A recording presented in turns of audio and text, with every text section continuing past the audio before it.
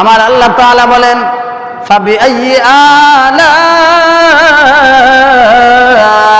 রাব্বিকুমা তুকাযযিবান, বলেন সুবহানাল্লাহ। সূরা রহমানের মধ্যে, সূরা রহমান কোরআন শরীফের মধ্যে 27 পারা একটি সূরা আছে। সেই সূরার মধ্যে বারবার আল্লাহ রাব্বুল আলামিন বলেছেন ফাবিআইয়ি আলাই রাব্বিকুমা তুকাযযিবান।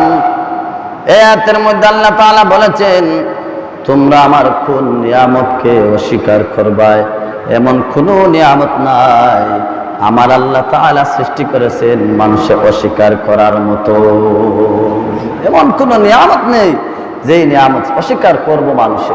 সব নিয়ামত মানুষের ফায়দার জন্য, উপকারের জন্য আল্লাহ রাব্বুল আলামিন সৃষ্টি করেছেন, বলেন সুবহানাল্লাহ।